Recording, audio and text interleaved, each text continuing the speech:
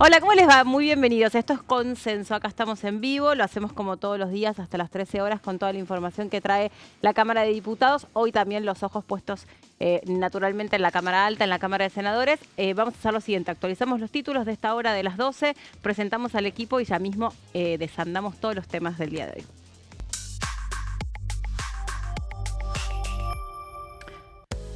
Apertura de sesiones ordinarias. Se formalizó la convocatoria a la Asamblea Legislativa del 1 de marzo.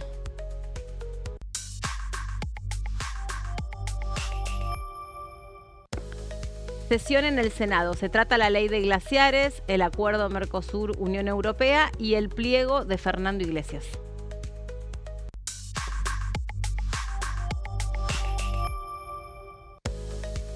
Ministerio de Seguridad. José Pereira fue designado como nuevo titular de la unidad antimafia. Bienvenida, Caro Ramos. ¿Cómo estás, Meli? Bueno, por supuesto, y bien decías, todos los ojos puestos hoy en el Senado. Y te adelanto que uno de los temas que mencionabas en los títulos ya fue aprobado, que es el pliego de Fernando Iglesias. Sí, lo comentaba Gonza en el programa anterior. Así que uno de los temas ya tiene luz verde. En este momento se estaría arrancando el debate del acuerdo Mercosur-Unión Europea y luego quedará el tema más picante de la jornada de hoy, que es el de ley de glaciares. Ley de glaciares, que como toda ley ambiental, obviamente trae polémica porque los recursos naturales son cosas que las provincias en general custodian muy de cerca y no es tan sencilla la discusión en ese sentido. ¿Cómo andas, Gonza? ¿Cómo andas, Meli? Placer saludarte. Lo mismo como para siempre. mí. Bueno, lo mismo digo, estamos preparando justamente todos los preparativos, no solamente para analizar lo que vaya a suceder hoy con el tema central, dos temas centrales en realidad, el acuerdo Mercosur-Unión Europea, que traje algunos puntos para analizar, además de protagonistas que han pasado aquí por Diputados Televisión hablando del tema. Y también la ley de glaciares, que hoy ya ha tenido el primer epicentro en las afueras del Senado, con las manifestaciones por parte de distintas agrupaciones, así como Greenpeace, otras activistas que se han presentado, con 12 detenidos justamente por esta cuestión desde muy temprano, y también con lo que pueda llegar a suceder dentro del recinto, con una votación que hablábamos con Carlos en el programa anterior, está un poco ajustada, pero también para lo que vendrá. Mañana viernes con un doble tema tremendo como es el régimen penal juvenil y la modernización laboral, y el domingo la apertura de sesión ordinaria. Todo así abroquelado, enganchadito en una brochette. Todo eso va a pasar antes que termine febrero, que es creo que el mes más largo. Si alguien nos hubiera dicho que tenía menos días, no les creíamos. O sea, porque parece que tiene muchísimos más. El sábado, Meli, único día para tratar de descansar algo, ¿no? Porque hoy, mañana y el domingo, a full. Sí, van a ser días así como muy, muy intensos. Obviamente también lo mismo la calle, ¿no? Uno se da cuenta que con el comienzo de las clases, más las protestas que se van generando, más todo este clima de las empresas o plantas que van cerrando y lo que se va generando en relación a los trabajadores que van peleando por sus puestos de trabajo. Bueno, todo eso y recién es febrero. Insisto, porque uno habitualmente estas cosas las ve o a fin de año, en diciembre, ¿no? Que parece que no se termina más o bueno, en algún otro momento. No sé si quieren arrancar comentando esto. Bueno, entonces ya se aprobó el pliego de Fernando Iglesias, que es lo último, que es lo que está pasando en el Senado. Se prevé, me imagino, una sesión larga también, ¿no? Porque son temas que van a llevar su tiempo. Y la cuestión central, más allá de que en estos momentos se está debatiendo, están exponiendo los senadores respecto a lo que tiene que ver con el acuerdo Mercosur-Unión Europea. Caro, ahora te voy a dejar este paréntesis a vos. Entiendo que los números no serían un problema a la hora de la votación, inclusive si nos remitimos a lo que pasó aquí en Diputados. La votación fue tan extraña con esos 203 diputados a favor, que uno dice, ¿de dónde salieron si Unión por la Patria tiene un bloque de 95, 94? Bueno, la mitad de Unión por la Patria votó a favor. Por eso. Y en el Senado se espera que hoy la gran mayoría del interbloque acompañe también. Claro, por eso mismo. Y después la ley de glaciares, que va a ser, me parece, la la de mayor debate y la que va a estirar un poco más la duración de la sesión. Estaba viendo que su designación, es como embajador ante Bélgica y ante la Unión Europea, o sea que, digamos, ahí la idea es que sea como el nexo o la cara entre este acuerdo Mercosur-Unión Europea y también poder fortalecer vínculos comerciales, básicamente, con esa región del mundo. Obtuvo 38 votos afirmativos y 31 negativos. Bien. Estuvo como ahí peleado. Y una abstención. Si vos lo decís, así debe ser, pero no lo estoy viendo yo. Puede ser capaz que... 38 a favor, 31 en contra es lo que veo en este momento, pero así, rápido. Creo que se corrigió algo técnicamente que se había mostrado en el tablero, porque marcaba 39 afirmativos, 30 negativos. Entonces, y una abstención. Capaz que ahí se modificó. Perfecto. Pero lo que sí no tengo es estimación de horas. La lista de oradores del acuerdo Mercosur-Unión Europea me llegó hace un ratito, no son tantos en ese tema, a mí en ese tema llegó. puntual.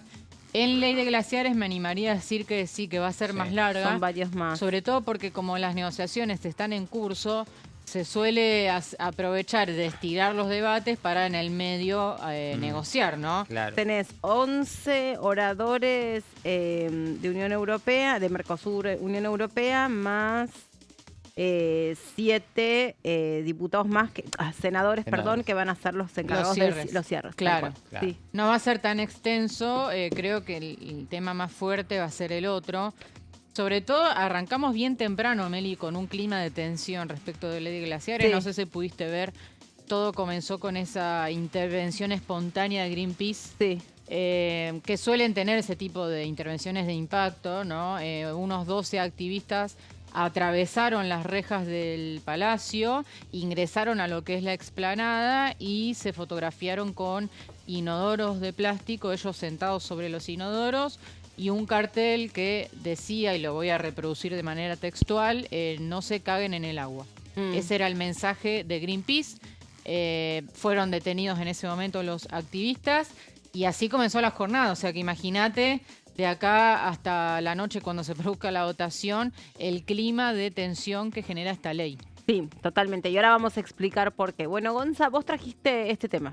Sí, traje algunos puntos importantes que tienen que ver con este acuerdo Mercosur-Unión Europea, que vale la pena mencionar que se va a tratar hoy en el Senado, que va a tener justamente la posibilidad de terminar de ser aprobado, y Argentina, en esta estrategia de cambio en los temas, será justamente el pionero en aprobarlo a través del Mercosur, porque recién Uruguay lo aprobó ayer en el Senado y tiene que ir todavía a la Cámara de Diputados, por eso lo anticiparon para hoy. Tenemos la palabra del diputado Agustín Rossi sobre este tema.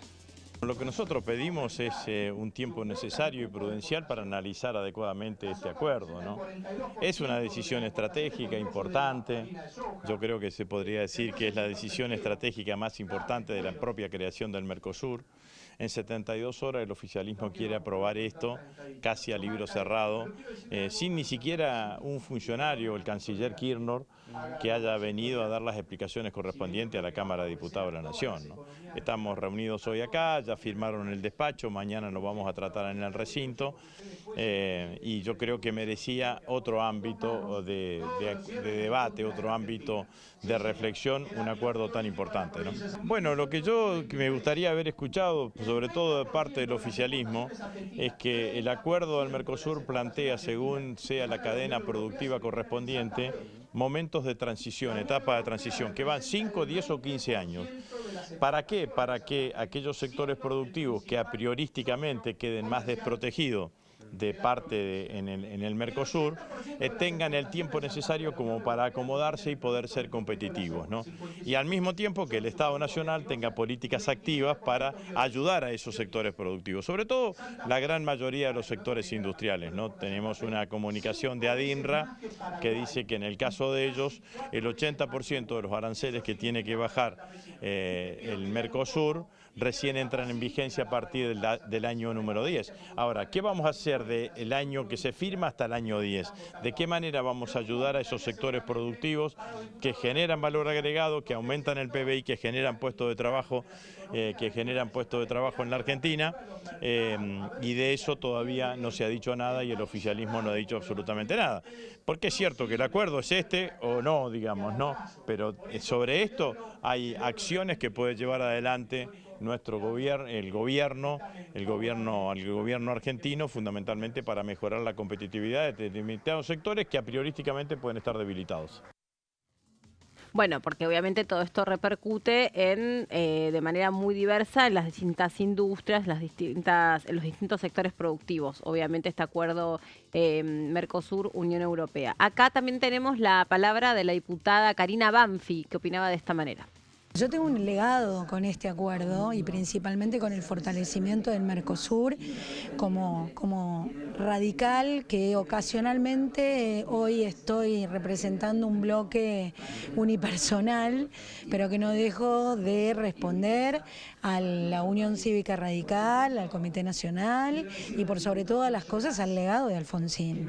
Como lo dije recién en el recinto, este es la aspiración y el sueño que tenían Sarney y Alfonsín junto con Sanguinetti cuando pensaron en un sistema común, económico, regional, que pueda ser competitivo y no solo que compita con Europa, que compita con China hoy, que pudiese competir con China o con Estados Unidos o con India, otras economías que son mucho más frondosas en volumen, pero que lamentablemente la idiosincrasia y algunos aspectos más bien políticos han hecho que nos lleve 26 años ponernos de acuerdo.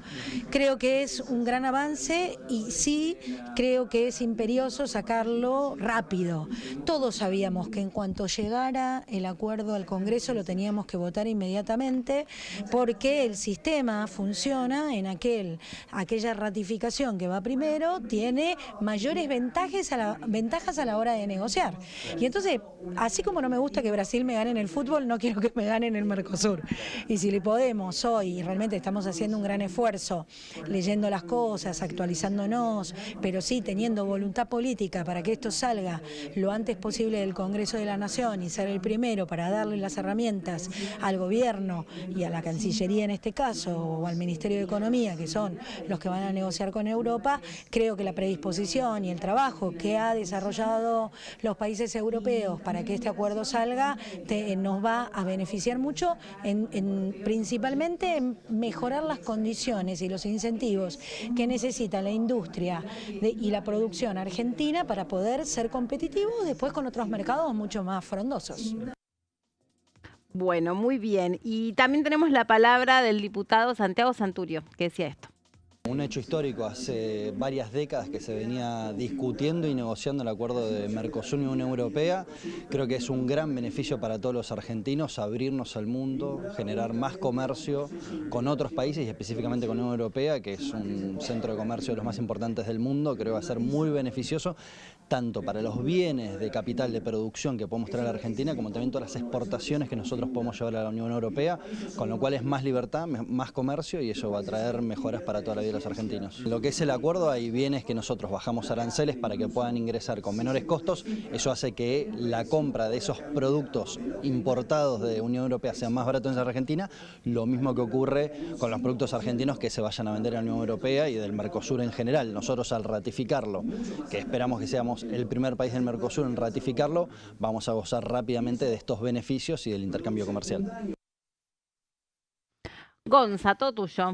Bueno, importante esto que decía el diputado Santurio, que remarcaba las provincias que, por ejemplo, tienen como uno de los elementos importantes a la hora de hablar de exportaciones como el vino, también tenemos que mencionar el aceite de oliva, tenemos que mencionar muchos artículos, no solamente comestibles, sino también industria automotriz, la agroindustria. Bueno, tenemos un montón de argumentos para hablar sobre este acuerdo del Mercosur con la Unión Europea, que como bien escuchábamos en las declaraciones, lleva más de 20 años en lo que es la posibilidad de empezar a fundamentarlo con acciones, ¿no? En este caso, bueno, recordemos que este acuerdo fue firmado el 17 de enero del 2026, donde Javier Milei, el presidente de la Nación, estuvo presente en Asunción, en Paraguay, donde se firmó este acuerdo y donde dijo es el mayor logro alcanzado por el bloque desde su creación, ¿sí? Cuando hablamos de bloque hablamos del Mercosur,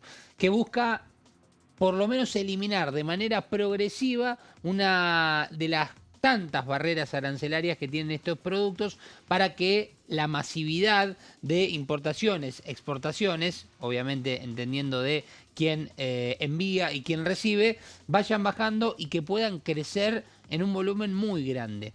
Por eso vamos a repasar algunos de los puntos importantes de este proyecto, de esta iniciativa, que recordemos tenía que venir aquí al Congreso de la Nación y a dónde apareció, bueno, primero y principal en la Cámara de Diputados. Aquí hemos recibido este proyecto, vemos en la siguiente placa que ha tenido justamente la media sanción después de que se había emitido un dictamen, que era justamente en el contexto de todas estas notas que tuvimos la oportunidad de grabar con distintos legisladores y en donde mencionábamos también al comienzo, tuvo 203 votos positivos, 42 votos negativos y 4 abstenciones, es decir, un número muy importante, decir que tuvo un consenso no total, pero sí en su gran mayoría. Era un proyecto que por distintos motivos muchos bloques estaban de acuerdo. En principio porque creen que debe haber un acuerdo, porque creen que esto puede beneficiar a muchas industrias o por ejemplo lo que implica el hecho de lo que mencionaba Banfi, un legado de Raúl Alfonsín,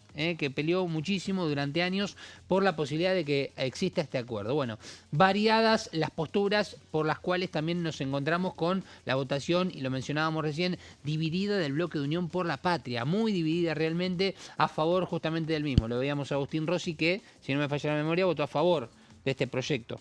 Para sí, que fue uno de los cuenta. votos a favor. Junto con Germán Martínez, por ejemplo, para asociarlos con la provincia de Santa Fe, para que entendamos que las provincias precisan justamente estos acuerdos para crecer en el hecho de exportar distintos productos de sus lugares de origen. Vamos a ir a la siguiente placa para repasar algunos puntos importantes.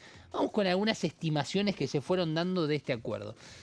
Bueno, el aumento del 177% en el stock de inversiones europeas en Argentina, ¿sí? Un aumento muy importante transcurridos los 10 años, ¿sí? Esto son proyecciones que se hacen de acá al 2036 con un aumento muy considerable realmente de inversiones que se puedan hacer por parte de los países europeos para con la Argentina. Y acá muchas barreras que se van eliminando progresivamente para que se llegue justamente a esta posibilidad de inversiones.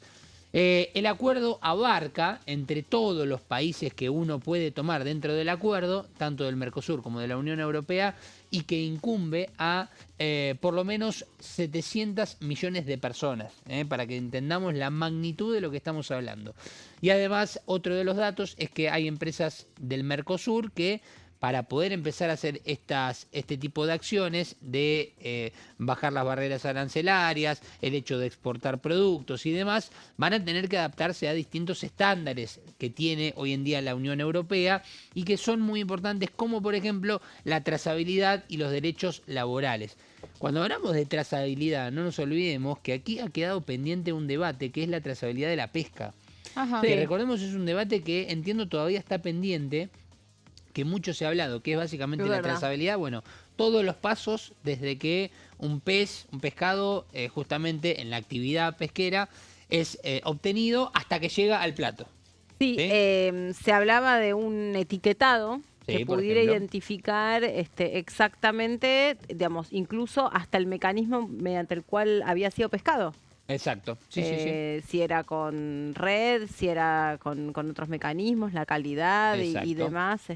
Y después el comprobante, lógicamente, de Antibióticos. antibióticos, exactamente, para la comprobación de que eran controles. sanos como para el consumo alimenticio de las personas. Bandera del barco pesquero. Bueno, de todo había. Sí. Eran, si mal no recuerdo, son 6 pasos por lo menos. No, dentro eso de sí la- que no, de la no, creo trazabilidad. que ni siquiera lo supe alguna vez, pero sí me acuerdo que era muy interesante y que además esto también permite colocar mejor la proteína en el mundo. Por ejemplo. Como todo lo que requiere trazabilidad, o sea, por pactos internacionales, justamente si vos suscribís un acuerdo con la Unión Europea, seguramente lo sabrán, para que vos puedas poner tus productos en el extranjero, vos tenés que cumplir con cierta normativa internacional. Bueno, por ejemplo. Y después, si vamos a derechos laborales, entendemos que se me ocurre pensar en aquellos empleos que, por ejemplo, tienen explotación infantil y que tenga que haber una comprobación, por ejemplo, de que eso no suceda, entre otras cuestiones que a uno se le van ocurriendo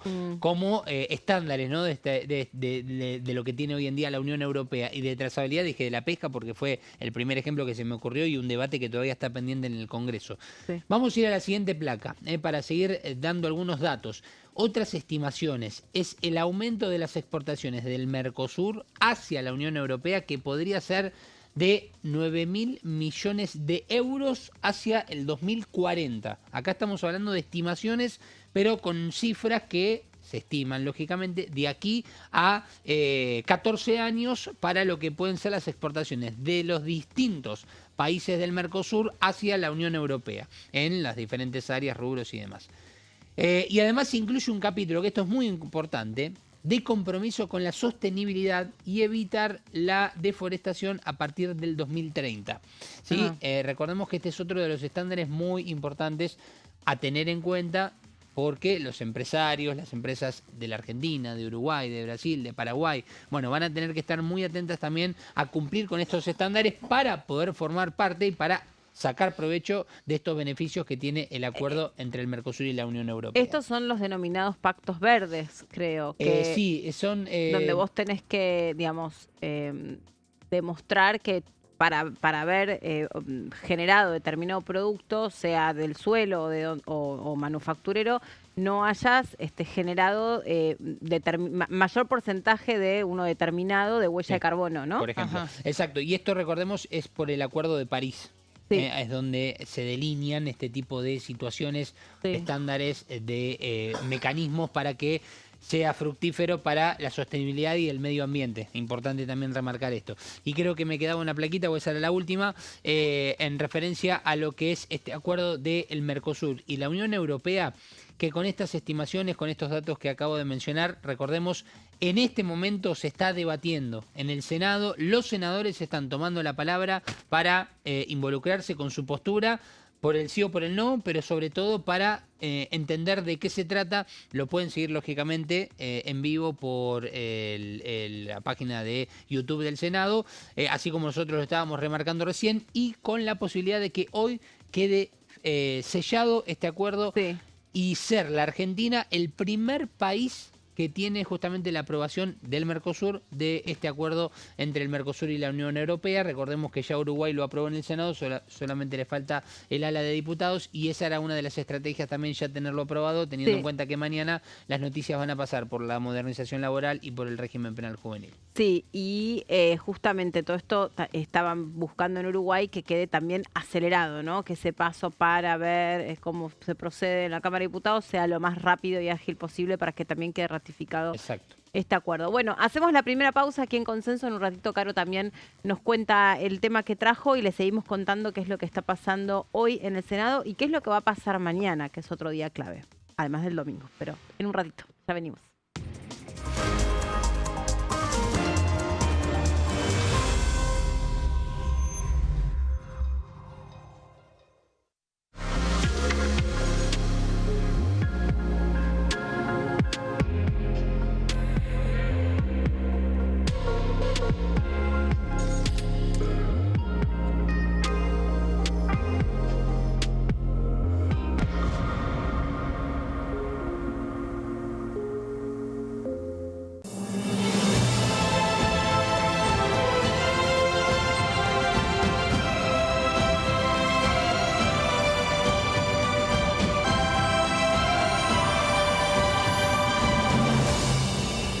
La Bancada, de lunes a viernes, 13 horas.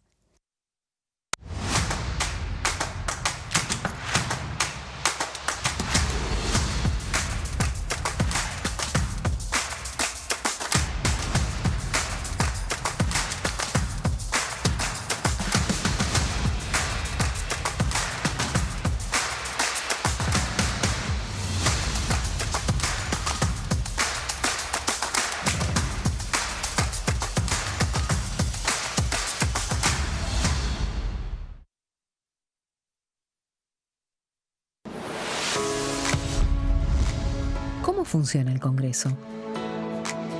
Cuando un proyecto de ley ingresa a la Cámara de Diputados, ya sea presentado por un legislador, enviado por el Poder Ejecutivo o producto de una iniciativa popular, se trata primero en el ámbito de las comisiones. Las comisiones son el espacio de análisis y debate sobre los proyectos conformadas por legisladores de distintos bloques. Hay 46 comisiones permanentes que son centrales en la discusión parlamentaria, como Presupuesto y Hacienda, Asuntos Constitucionales o Legislación General. Existen también 32 comisiones especiales que tratan temas específicos. En su mayoría son bicamerales, es decir, que están compuestas por diputados y senadores, como la bicameral de trámite legislativo, encargada de analizar los decretos del Poder Ejecutivo. Para que un proyecto sea tratado en el recinto, debe contar con el apoyo de la mayoría de los integrantes de las comisiones a las que haya sido girado. Al finalizar una reunión de comisión, se dictamina sobre la pertinencia de tratar el proyecto en el recinto. El dictamen puede plantear la aprobación del proyecto o su rechazo.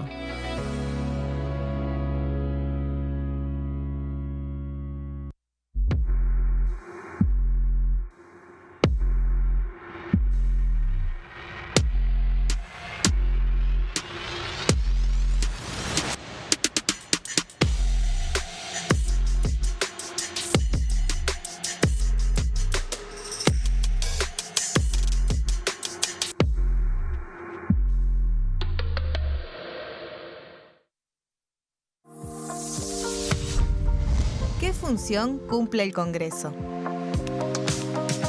El Congreso ejerce su función legislativa a partir de la deliberación y sanción de leyes que busquen el bien común de todos los habitantes.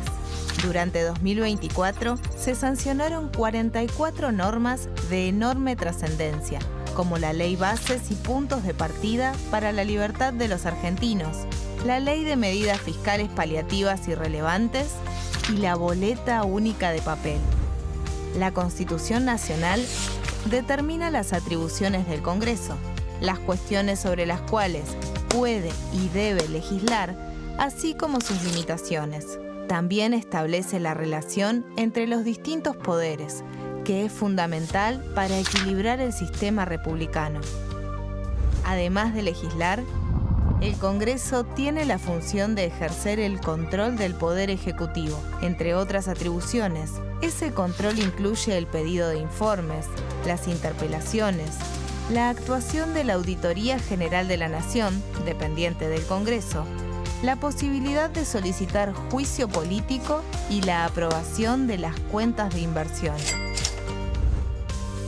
Desde la reforma constitucional de 1994, el jefe de gabinete de ministros tiene la obligación de concurrir periódicamente al Congreso para informar acerca de la marcha del gobierno. Este informe se realiza alternadamente en cada Cámara del Congreso.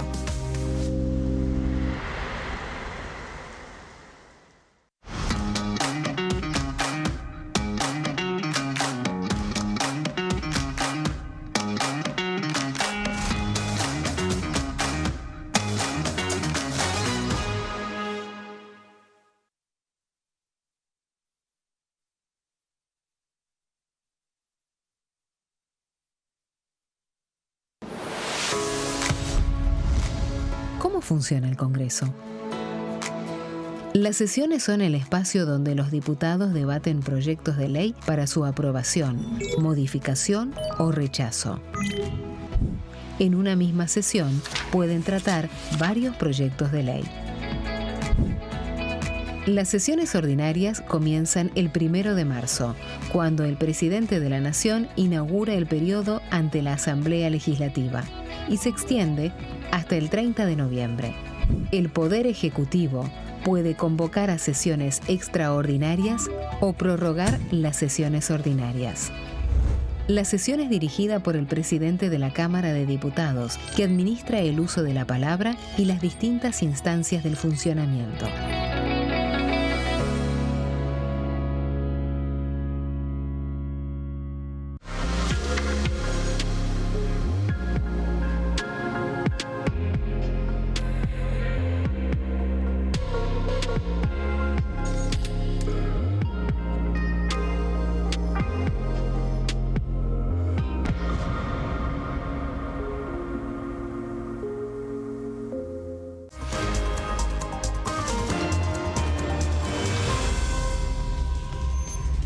Bueno, seguimos adelante con consenso.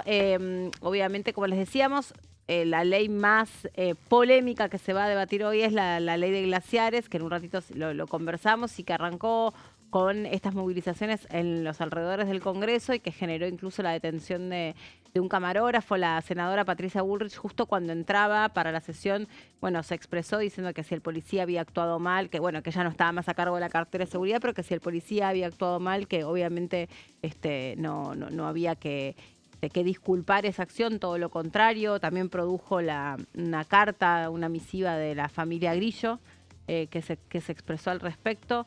Y la sesión empezó, normalmente, y de hecho afuera, ahora ya estaba todo normalizado. No había ningún tipo de movimiento al respecto. Esto fue por la calle Irigoyen. Sí, claro.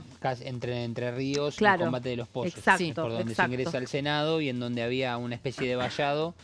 Y un cordón policial donde generalmente hay, entiendo, un estacionamiento que es donde se guardan algunos de los patrulleros. Y a veces los autos de traslado, Claro. las camionetas de traslado de los detenidos, sí. Sí. Bueno, el domingo es la apertura del año legislativo, de las sesiones ordinarias. ¿Qué se espera de ese discurso? ¿A qué hora? ¿Quién es? No sé si va a haber algún invitado especial que esté fuera de lo que habitualmente vemos. ¿Qué conocemos al respecto? Bueno, a ver, en el programa anterior con Pato Méndez charlamos de cómo llegaba Milei políticamente a la Asamblea Legislativa, algunas claves políticas. Lo que vamos a contar ahora es un poco lo que tiene que ver con el protocolo de la Asamblea Legislativa, algunas cuestiones organizativas, datos de color respecto de lo que vamos a vivir el día domingo en horario nocturno, Meli. Viste que Milei ha instalado esta costumbre de hablar de noche, en búsqueda también del prime time televisivo, que no sé qué tanto funciona un día domingo. Vos quizás lo sepas mejor que yo, pero bueno, la apuesta es esa. A ver, obviamente el horario nocturno de un domingo es el horario donde caen los programas políticos. Entonces, es cierto. Ahí es cierto. Yo no sé realmente si hoy eso se considera un prime time como tal. Claro. Pero durante todo el día, si querés, la programación es más liviana, es más de acompañamiento y a la noche ya tenés los programas políticos que te cuentan todo lo que pasó durante la semana y las claves políticas de lo que va a pasar. Entonces, claro, bueno, es cierto. Me parece que es un acierto desde ese punto de vista colocar la apertura de las sesiones y darle contenido a los programas políticos y que lo pongan en vivo, en cadena, ¿no? Y pese a que no tiene, siempre relación y vínculo, en este caso hay que decir que, entiendo, no va a haber ningún partido trascendental también en ese horario, porque el domingo suele ser un día... Pero yo creo que cuando hay sesiones... No, hay partidos, pero no hay partidos masivos, no hay partidos de ninguno de los equipos grandes. Claro, como para que se pierda un poco la atención. Más es un dato de color, pero que de todas maneras no ayuda tanto y colabora a que la audiencia esté más concentrada en, bueno, hoy es el día que habla y no tanto porque la política está metida en toda la cuestión y está mirando muy de cerca en toda la cuestión AFA. Y o sea que, digamos, sí y no, como que no va a ser un tema... a excepción. Es cierto. Bueno, ayer justamente salió la convocatoria oficial a lo que es la asamblea para las 20 horas, ¿no? O sea, a partir de esa hora los legisladores van a empezar a llegar, diputados y senadores. Recordemos que esto se realiza en el recinto de la Cámara de Diputados porque tiene obviamente más espacio. Y recién a las 21 se espera que Milei ingrese al Congreso y haga su discurso inaugural del 144 periodo de sesiones ordinarias. Y esta es, Meli, la quinta vez que Milei viene al Congreso desde que asumió. Tenemos el detalle, obviamente la primera vez, y vamos a la próxima placa, la primera vez que vino Milei al Congreso fue cuando asumió como presidente el 10 de diciembre de 2023. ¿Recordás, Meli, que en esa oportunidad no habló ante los legisladores, sino que solamente le colocaron la banda presidencial, le dieron el bastón presidencial y luego él salió a la explanada y le habló a la movilización que había en la Plaza de los Dos Congresos? No habló ante los legisladores, sino que habló ante la calle, que ese fue el primer mensaje fuerte de Milei, marcando diferencia respecto de los anteriores presidentes, ¿no? No habló en el recinto, sino que habló de cara a la plaza. Bueno, después se encabezó su primera asamblea legislativa el 1 de marzo del 2024. Después vino por fuera de todo protocolo a presentar el presupuesto. Digo esto porque no tenía la obligación constitucional de hacerlo. El Ejecutivo solo tiene la obligación legal de mandar el proyecto al Congreso el 15 de septiembre, pero acá Milei le marcó su impronta y vino a presentarlo un presupuesto que paradójicamente no se aprobó ese año. Esto fue 2024. Y finalmente la Asamblea Legislativa del año pasado, la del 1 de marzo del 2025. De modo tal que esta es la quinta vez que Milei viene al Congreso. ¿Qué dice la Constitución Nacional respecto de la apertura de sesiones? Vamos a la próxima placa. El artículo 99 habla de este tema específicamente en lo que es las atribuciones del presidente de la Nación. Hace anualmente la apertura de sesiones del Congreso, reunidas al efecto ambas cámaras, dando cuenta en esta ocasión del estado de la Nación, de las reformas prometidas por la Constitución y recomendando a su consideración las medidas que juzguen necesarias y convenientes. ¿Qué significa esto? Dos partes en las que se basa el discurso de apertura. Por un lado, el estado de la Nación, datos duros respecto de las distintas áreas del gobierno, el informe de gestión, que lo vemos después mes a mes del jefe de gabinete, ¿no? Un poco en el mejor de los casos. Se le parece a eso, en el mejor de los casos, porque no está viniendo todos los meses, pero bueno, de hecho Manuel Adorni no vino nunca todavía desde que asumió el cargo, ¿no? Veremos si este año es un buen dato para investigar si Adorni va a venir al Congreso a brindar el informe. Eso por un lado, y por otro lado los anuncios, ¿no? Las reformas que el presidente pretende que el Congreso apruebe ese año. Lo contábamos en el programa anterior, las reformas que va a prometer van a ir por el lado de reforma previsional, reforma tributaria. ¿Reforma previsional se va a anunciar finalmente? Es una de las posibilidades, porque en realidad la reforma laboral era el primer paso según Milei y después venía la previsional, estaban atadas. Exacto, sí, pero decían que iba a esperar un poco más para la previsional. Veremos. Si no lo anuncia ahora, quedará para su último año de mandato de este mandato, pero no resignan ese objetivo de avanzar con una reforma previsional.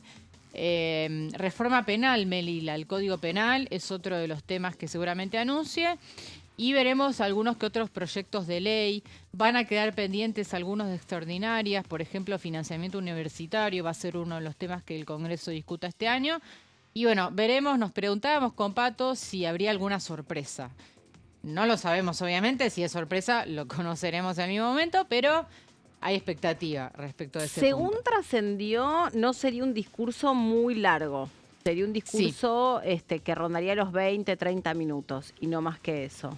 Pero bueno, son trascendidos. Es un presidente que en general no pronuncia discursos demasiado extensos. Sí. A diferencia de Cristina Kirchner, me ha tocado cubrir muchísimas asambleas legislativas de Cristina. A mí también. Y eran 4 o 5 horas donde llegaba un momento que sinceramente la atención era imposible de sostener, ¿no? Sí. Imagínate una apertura de asamblea legislativa. Bueno, en ese caso no hay asamblea legislativa como tal de Hugo Chávez. Imagínate. Claro. ¿No? O sea, ahí te la regalo. Vos ponele 4 horas a Cristina Fernández de Kirchner, le podés poner 12 Totalmente, absolutamente. Y una Cristina que improvisaba sus discursos, obviamente que o por lo menos no leía. Sabía lo que tenía que decir y lo decía de manera espontánea. Milei lee sus discursos, ya viene con el discurso preparado, ¿no? Es cuestión de estilos, insisto. Vamos a lo que es el protocolo, ¿no? Me interesaba un poquito esto como datos de color. La apertura. ¿Quién va a estar a cargo de la apertura de lo que es la asamblea? Bueno, Victoria Villarruel, ¿no? Obviamente como vicepresidenta, que acá la pregunta que siempre surge es cómo va a ser ese reencuentro entre Milei y Villarruel. El del año pasado fue absolutamente gélido, frío. Creo que, si no recuerdo mal, no tuvieron ningún tipo de trato. Pero corrijo. Creo que no pueden evitar el saludo, porque es una formalidad que creo que no la pueden evitar tampoco. Es cierto, porque Villarruel lo debe recibir a Milei en la entrada principal. Claro, lo trae una comisión. Exacto, ahora vamos a contar lo de la comisión. Me estoy recordando en este momento, cuando el año pasado Milei estaba terminando su discurso Y Villarruel intenta no cortarlo, sino dice, bueno, con estas palabras ha concluido la asamblea, y ahí Milei le llama la atención, recuerdo que se da vuelta y le dice, déjame terminar o algo así. No terminé, una cosa así. Todavía no terminé, y ahí, bueno, claramente la relación totalmente rota, sí, cortada, se vio muy explícitamente en ese momento donde Milei la desafió de alguna manera. Tal cual. Bueno, junto a Villarruel va a estar Martín Menem de un lado, presidente de diputados, y Bartolomé Abdala, que acaba de ser reelecto esta semana como presidente provisional del Senado, nueva autoridad del Senado. Después de eso se entona el himno nacional y se designan, como bien decías, Meli, las comisiones de exterior y de interior que reciben al presidente. Por lo general es entre los bloques más representativos elige uno, algunos lo reciben en lo que es la explanada y otros lo reciben en lo que es ya en el salón atrio, ¿no? Sí. Y ahí firman el libro... claro. Vamos ahí a la Ah. próxima placa. El presidente llega a la explanada principal. Bueno, ahí lo recibe, insisto, la Comisión de Exterior. Ingresa por el atrio y es recibido por la Comisión de Interior. Y ahí sí, Meli, atraviesa el Salón Azul. Va todo en línea recta esto, el camino, por alfombra roja.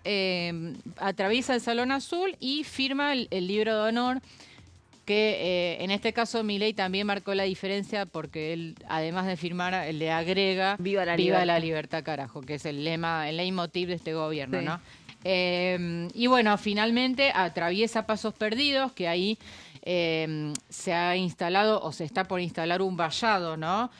Donde también están instaladas las cámaras de televisión, de donde pueden enfocarlo cuando él atraviesa el camino y hace su ingreso al recinto de diputados, donde pronuncia, insisto, su discurso inaugural. Veremos cómo se desarrolla, qué tono elige también Milei, si elige un tono... parado, va a venir un atril, esto va a ser... Seguramente se va a instalar, importante, Meli, eso. Él no habla desde el estrado principal, sino que instala un atril por delante, parado, con un micrófono instalado, todo en función de ese acto puntual. Sí, y el año pasado se especulaba con el tipo de plano, porque ese plano que era, digamos, dejaba al presidente de la Nación en el centro parado y detrás a los presidentes de ambas cámaras. Sí. Pero se cuidaba especialmente y se ponía la mirada, por lo menos nosotros muchos poníamos la mirada en cuántas veces la enfocaba o quedaba en el plano, en la fuga de ese plano, la cara de Victoria Villarruel, de la vicepresidenta, y qué gestos iba haciendo respecto de las cosas que iba diciendo el presidente. Bueno, era también divertido de seguir eso, porque es todo lo que no se dice, pero queda expuesto con sus caras, ¿no? Sí, y después también el intercambio con los propios legisladores, ¿no? Que el año pasado tuvimos Es cierto. El enfrentamiento con Facundo Manes, Ay, donde sí, le claro, mostraba sí. la Constitución Con nacional. Santiago Caputo en ese caso. Exacto. Sí, Sí. después detonó una denuncia judicial por parte de Facundo Manes, es cierto. Le blandió la Constitución Nacional y Caputo, que está ubicado muy cerca de la prensa acreditada, que fue desplazada de sus palcos de prensa a unos palcos ubicados en la segunda galería. Pudimos ver ese enfrentamiento porque Caputo estaba bastante cerca y bueno, después continúa el episodio fuera del recinto, en uno de los pasillos donde Caputo, en lugar de continuar bajando hacia la salida, se redirige hacia donde estaba Manes, lo va a encarar y bueno, todas las escenas que todos vimos, ¿no? Sí, tal cual. Bueno, entonces esto es lo que se espera. Ah, y ahí vos estás diciendo, está bueno, esto se transmite obviamente como cadena nacional, ¿no? El Sí, discurso. cadena nacional. O obviamente. sea que es por ley, hay todas las señales radiales y audiovisuales tienen que transmitir en vivo el discurso. Tal vez el hecho de que haya descomprimido un poco la situación de los discursos, el hecho de la aprobación de la ley bases, la aprobación o por lo menos la firma del Pacto de Mayo, que fue firmado, recordemos, el 9 de julio, finalmente en Tucumán. También la cuestión de la aprobación de estos proyectos hará que se achique un poco lo que implica el discurso, porque si trascendió que va a durar menos, recordemos que de promedio el primer discurso que dio en el 24 duró 1 hora 10. El segundo discurso que dio el año pasado duró 1 hora 12 minutos. Y en este caso se espera que posiblemente sea un poco más corto, Sí. lo cual me parece que habla un poco más de la tranquilidad dentro del Congreso, tal vez con la que cuenta Javier Milei, y sí exponer los temas que se vienen por delante, así como la celebración de los proyectos aprobados. Evidentemente eso que dice Caro, ¿no? Que si vos haces un raconto y te fijas que las primeras manifestaciones fueron tratándolos de ratas, de espaldas al Congreso, con un vocabulario, digamos, muy donde permanentemente había un reproche, se consignaba un reproche sobre la labor de los diputados y de los senadores, naturalmente todo esto cambió y además porque hay una conformación distinta, porque hubo un músculo distinto que se movió dentro del Congreso que permitió lo que seguramente saque a la luz en este discurso, que lo que decía Caro, esto que es el gobierno más reformista de la historia, que ha logrado tales reformas, que se vienen tantas, que están en esta era de las reformas de segunda instancia, no me acuerdo cómo se llamaban, de segunda generación. Las reformas de segunda generación, etcétera, etcétera, etcétera, y robusteciendo un poco, yo creo que también, me imagino, digamos, explicando que todas estas firmas y todas estas plantas y estas fábricas que están cerrando y que están despidiendo trabajadores, lo hacen, entre otras cosas, no como consecuencia de la ley de la reforma laboral, sino como consecuencia de muchos años de políticas y de sindicatos que no lograron proteger los puestos de trabajo de esta gente. Yo creo que ahí el gobierno, me imagino, lo va a usar a favor, todo ese contexto de lo que está pasando hoy por hoy con las fábricas y con las distintas plantas. Hoy estaba también expresándose la crisis que atraviesa la planta de cerámico Silva, o sea que tenés ahí el sector de la construcción, el sector del neumático, los frigoríficos, los lácteos, ¿no? Todas plantas que el otro día la CGT decía que se consignaban 400 despidos por día, o 400 pérdidas de empleo, no sé si después formalmente eran todos despidos, no me acuerdo. Pero bueno, me parece que va a ir un poco en ese sentido y no sé, ¿le dirá algo en relación a alguna otra cosa? ¿Se imaginan? A ver, hay que tener en cuenta un punto. En los anteriores discursos, el presidente de la Nación no podía contar con un presupuesto. Y esta va a ser la primera vez que habrá un periodo ordinario con presupuesto, lo cual me parece que ahí el discurso puede llegar a pasar en algún momento entre líneas por el hecho de el orden económico con un presupuesto y con la posibilidad de que eso genere otro tipo de reformas, así como seguramente mañana quede aprobada la reforma laboral, así como mañana quede aprobado el régimen penal juvenil, así como el gobierno nacional ya avisó a la sociedad que está poniendo a disposición un proyecto para un presupuesto universitario. Me da la impresión de que va a ir por ese lado, ¿no? Por el orden económico. Y con dato también que aumentó la producción, que seguramente lo va a decir.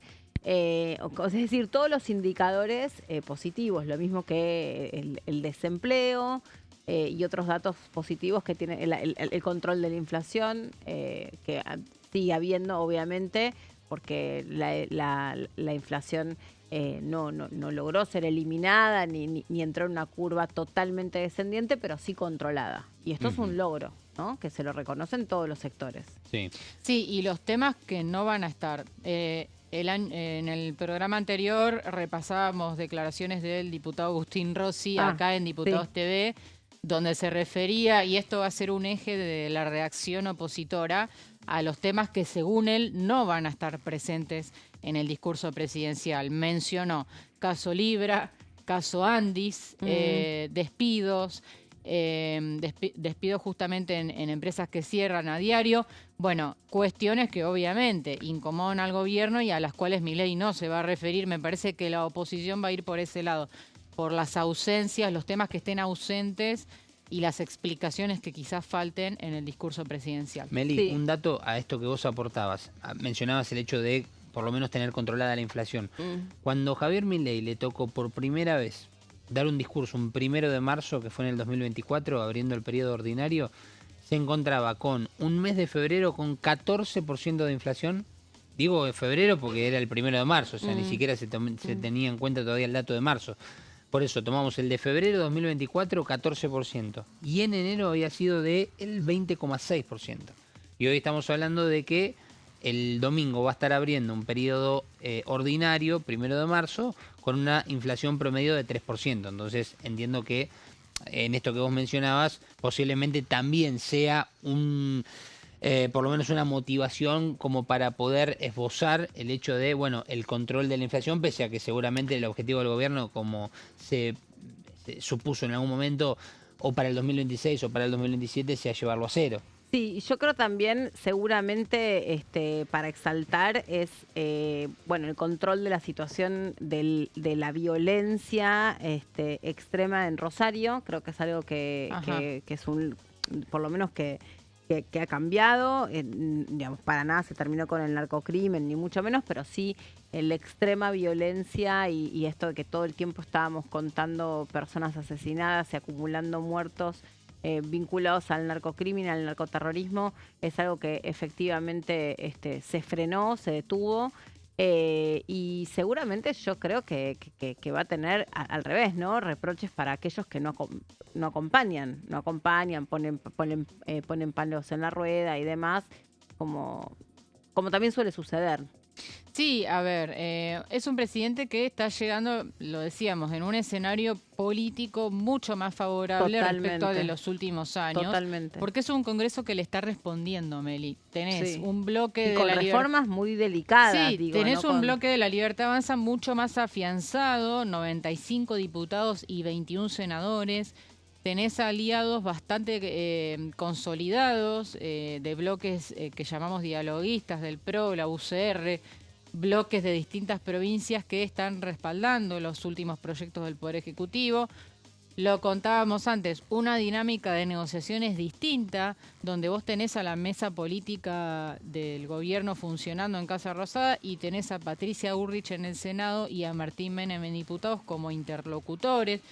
Una negociación política más aceitada respecto de las primeras épocas donde veíamos un gobierno totalmente intransigente y yendo al todo o nada. Acá vemos cómo el gobierno, en pos de lograr objetivos, termina cediendo cosas en el camino, porque en eso consiste también el debate parlamentario y la política en general, ¿no? Me parece que el gobierno entendió eso, y por eso llega mejor posicionado a la Asamblea Legislativa. Así es. Bueno, gracias, Caro. Mañana nos vemos todos aquí en la pantalla de TV, pero quédense porque todo lo que pasa en el Congreso se lo enteran acá. Sigue en vivo la sesión en el Senado, así que también vamos a estar contándoles eso. Y por supuesto le adelantamos mañana cómo va a ser la transmisión especial del día domingo aquí en Diputados Televisión. Que tengan una linda tarde. Chau.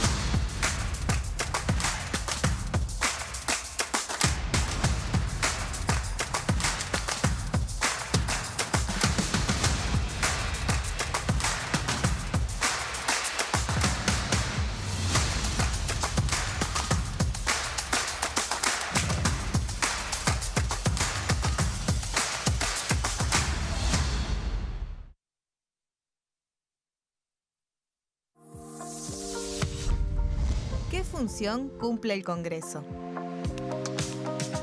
El Congreso ejerce su función legislativa a partir de la deliberación y sanción de leyes que busquen el bien común de todos los habitantes.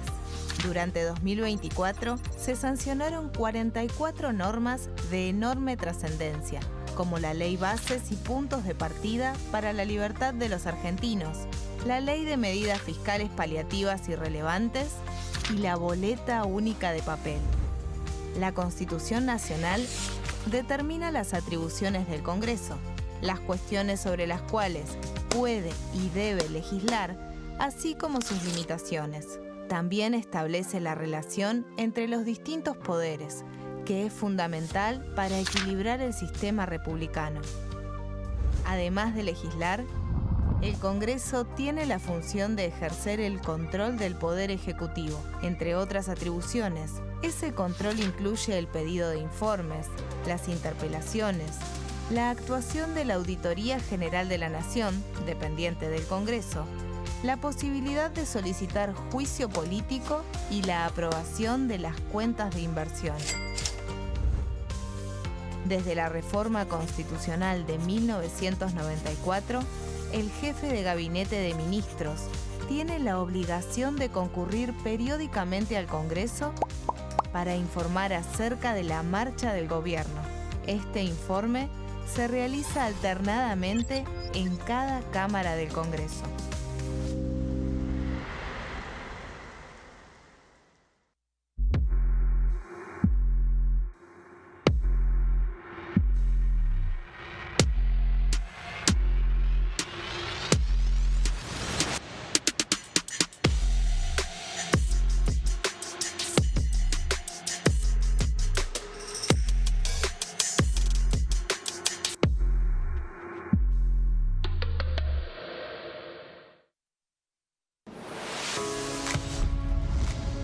¿Cómo funciona el Congreso?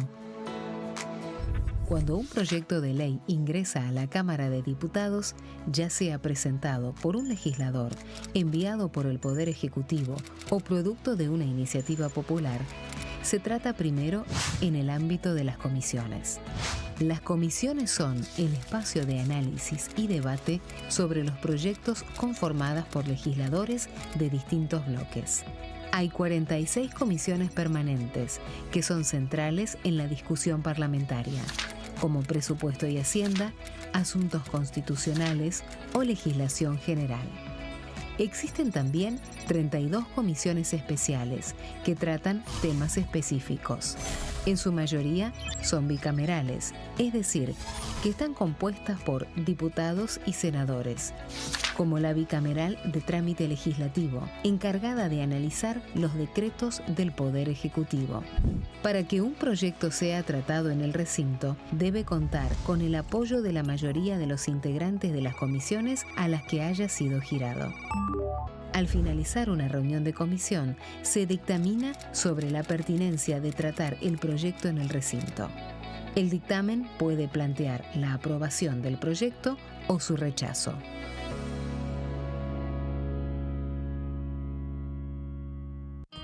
El sarampión es una enfermedad viral altamente contagiosa. Que no juegue con tu hijo.